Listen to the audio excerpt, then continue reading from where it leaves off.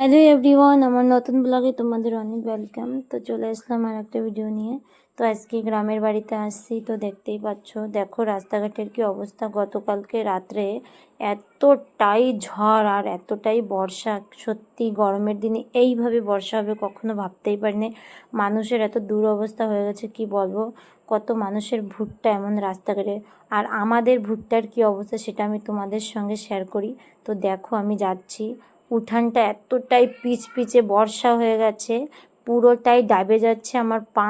তো দেখো আর ভুট্টাতে পুরো গজ ধরে গেছে। বলো, তোমরা বলো, যদি যারা ভুট্টা করে তাদের ভুট্টা যদি এইভাবে ভেজে বাড়িতে পড়ে যদি পচে, তাইলে সেই মানুষগুলোর কতটাই খারাপ অবস্থা হয় সেটা তোমরা ভিডিওটা না দেখলে বুঝতে পারবা না। আর দেখো এই যে যত গাদি দিয়া ভুট্টা, তো দেখো পুরো ড্রেন কাটা হয়েছে জলে। গতকালকে এতটাই বর্ষা হয়েছে, সত্যি ভাবতেই পারি না। এমন লাগে যেন 100 বছর পরে এই ধরনের বর্ষা প্রথমবার গরমের টাইমে হলো।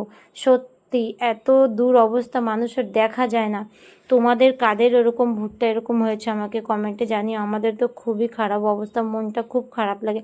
আমার তো সত্যি এত খারাপ লাগছে, ভুট্টা দেখে লাগে জন্য কান্নাই করে দেবো।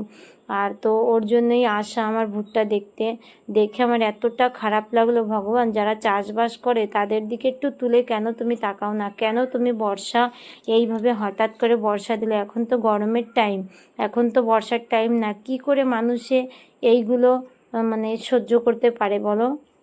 যারা যারা আমার ভিডিওটা দেখো, আমার মতো অনেক মানুষই আছে যাদের ভুট্টা এরকম মানে এখনো বাড়িতেও আনা হয় নাই। তাদের কতটাই খারাপ লাগবে সেটা তোমরা সবাই ভালো করেই জানো। অনেক মানুষের এইগুলো ফেস করতে হচ্ছে। তো আমার ভিডিও যদি তোমাদের ভালো লাগে তো প্লিজ আমাকে একটু সাপোর্ট করো। আমার অনেক দুঃখ লাগছে, আমি আর কথা বলতে পারছি না। তো দেখো কতটাই পুরো ভিজে চুপ হয়ে গেছে ভুট্টা। জানি না কি হবে, ভগবানকে একটু কিষানের দিকে মুখ তুলে তাকাবে না?